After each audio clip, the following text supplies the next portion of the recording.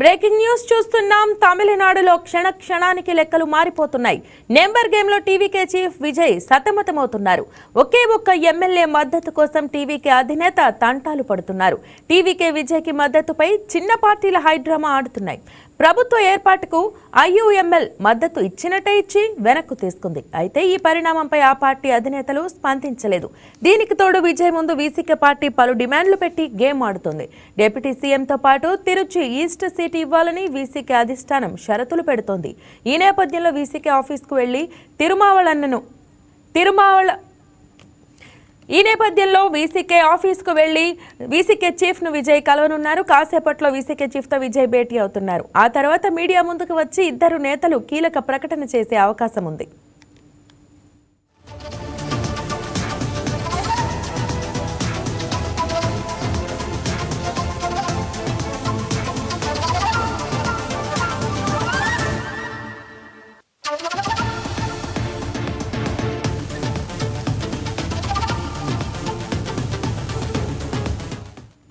ఇదే అంశంపై మా ఎగ్జిక్యూటివ్ ఎడిటర్ శ్రీనివాస్ మరింత సమాచారం అందిస్తారు. శ్రీనివాస్, మరి చెప్పండి, విజయ్ అసలు సీఎంగా ప్రమాణ స్వీకారం చేసేది ఎప్పుడు? మద్దతు కోసం ఈ చిన్న పార్టీలో ఆడుతున్న గేమ్ ప్లాన్ ఏంటి?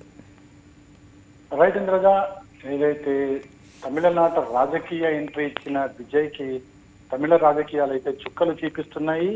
అదే విధంగా అసలు రాజకీయ వ్యూహాలు ఎలా జరపాలన్న దాని మీద ఆయన ఏం చేయాలో తలలు పట్టుకున్న పరిస్థితి టీవీకే పార్టీకి నేతలకు కనిపిస్తుంది. ఎందుకంటే పాత ఏవైతే పార్టీలు ఉన్నాయో, దశాబ్దాల చరిత్ర కలిగిన డిఎంకే కావచ్చు, అన్నా డిఎంకే పార్టీలు కావచ్చు, వాళ్ళు కదుపుతున్న రాజకీయ పావులకు టీవీకే పార్టీ తట్టుకోలేని పరిస్థితి మనకి స్పష్టంగా కనిపిస్తుంది. మనకి నిన్న రాత్రికి మనకు ఒక క్లారిటీ వచ్చింది. టీవీకే పార్టీకి మద్దతు పూర్తిగా లభించింది. సోమవారం లేదా ఆదివారం ప్రమాణ స్వీకారం చేస్తారని చెప్పారు. కానీ తీరా నైట్ గడిచే కొద్దీ చూసుకుంటే గనక మద్దతు ఇచ్చే వారి సంఖ్య వెనక్కు తగ్గుతున్న పరిస్థితి మనకు కనిపిస్తుంది. ఏదైతే వీసీకే పార్టీ షరతులు పెట్టింది, షరతులతో కూడా మద్దతు ఇస్తా ఉంది. ఏదైతే విజయ్ రాజీనామా చేయదలిచిన ఈస్ట్ తిరుచి ఎమ్మెల్యే ఏదైతే అసెంబ్లీ స్థానం ఉందో అది తనకు కేటాయించాలని చెప్పేసి, అదేవిధంగా ఒక మంత్రి పదవి ఇవ్వాలని చెప్పేసి డిమాండ్ చేయడం జరిగింది. సో దీంతో ఈ తిరకాసుతోని టీవీకే పార్టీ తలపట్టుకున్న పరిస్థితి కనిపిస్తుంది. ఏ పార్టీ కూడా బేషరతుగా మద్దతు అయితే ఇవ్వలేదు. కాంగ్రెస్ పార్టీ 5 మంది ఎమ్మెల్యేలకు మద్దతు ఇచ్చినప్పటికీ కూడా అందులో 2 మంత్రి పదవులు కావాలని డిమాండ్ తో పెట్టడం జరిగింది. అదేవిధంగా లెఫ్ట్ పార్టీలు ఇచ్చిన మద్దతు కూడా 2 మంత్రి పదవులు కావాలని చెప్పేసి ఉన్న డిమాండ్ తో ఇవ్వడం జరిగింది. అయితే ఇప్పటివరకు కూడా ఐయుఎంఎల్ పూర్తి నిరవధికంగా తాము బేషరతుగా మద్దతు ఇస్తామని చెప్పిన ఐయుఎంఎల్ పార్టీ కొద్దిసేపటి క్రితమే తాము మద్దతు ఇవ్వడం లేదని చెప్పేసి స్పష్టం చేయడం జరిగింది. సో మొత్తానికి చూసుకుంటే కనుక టీవీకే అధినేత విజయ్ కి మాత్రం తమిళ రాజకీయాల్లో ఒక చదరంగంలో ఆడలేకపోతున్నారా అనేది ఇక్కడ మనకు స్పష్టంగా కనిపిస్తుంది. అంటే అధికారం దగ్గరకు వచ్చినట్టే వస్తుంది, మళ్ళీ దూరంకి వెళ్ళిపోయిన పరిస్థితి. అంటే ఈ పార్టీలు ఏవైతే ఉన్నాయో, పార్టీలు ఆడుతున్న గేమ్ లో విజయ్ తక్కుని నిలబడతారా, ముఖ్యమంత్రిగా ప్రమాణ స్వీకారం చేస్తారా, టీవీకే ప్రభుత్వం ఏర్పాటు అవుతుందా అనే ఇలాంటి చాలా క్వశ్చన్స్ ఉత్పన్నమవుతున్న పరిస్థితి కనిపిస్తుంది. ఎందుకంటే మనకి ఇంకోవైపు గవర్నర్ కూడా 118 ఏదైతే మ్యాజిక్ ఫిగర్ ఉందో ఆ మ్యాజిక్ ఫిగర్ చూపించేంత వరకు కూడా తాను ప్రభుత్వ ఏర్పాటుకు అనుమతిని ఇవ్వను అని చెప్పేసి కూడా స్పష్టంగా ప్రకటించిన అది ఒక స్టేట్మెంట్స్ కూడా మనం చూసాం. మొత్తానికి చూసుకుంటే కనుక ఇలా చూసుకుంటూ పోతే అసలు తమిళ నాట కొత్త ప్రభుత్వం ఏర్పాటుకు ఇంకెంత గడువు కావాలి, ఇంకెంత సమయం తీసుకుంటారనేది ఇక క్వశ్చన్ ఉత్పన్నం అవుతుంది. ఎందుకంటే 118 స్థానాలు ఇప్పట్లో వచ్చే అవకాశం కనిపించట్లేదు. ఎందుకంటే ప్రతి పార్టీ కూడా ఇస్తున్నట్టే ఇస్తుంది, మళ్ళీ వెనక్కి తీసుకుంటున్న పరిస్థితి. సో టీవీకే అధినేతగా విజయ్ ప్రమాణ స్వీకారం ఎప్పుడు చేస్తారన్న దానికి ఇప్పటికీ క్లారిటీ రాని పరిస్థితి. ఎప్పుడు వస్తుంది, ఎప్పుడు 118 మంది ఎమ్మెల్యేలు టీవీకి బేషరతుగా లేఖలు ఇస్తారో అన్నది కూడా చూడాల్సిన అవసరం ఉంది. మరోవైపు చూసుకుంటే కనుక కొత్త అన్ని కూడా వెలుగు చూస్తున్నాయి. ఏదైతే మొన్న గవర్నర్ ని విజయ్ కలిసినప్పుడు తనతో పాటుగా నాయకన్ సినిమాకు సంబంధించిన ప్రొడ్యూసర్ కూడా ఆయన తీసుకెళ్లారు. అది ప్రోటోకాల్ విరుద్ధం అని చెప్పేసి చెప్తున్నారు. ఇక్కడ ఏదైతే వామపక్ష పార్టీలకు సంబంధించిన బేరసారాలను మొత్తం ఆ నాయకన్ ప్రొడ్యూసరే చూశారు అని చెప్పి ఆరోపణలు కూడా వస్తున్న పరిస్థితి.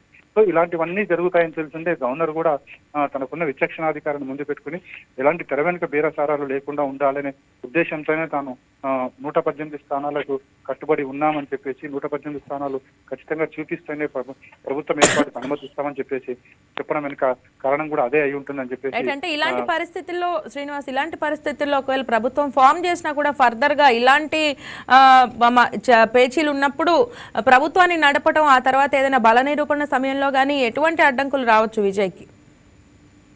లేదా ఇక్కడ మనం స్పష్టంగా చూడాల్సింది, విజయ్కి ప్రభుత్వం ఏర్పాటు చేసిన అది మైనారిటీ ప్రభుత్వం అవుతుంది.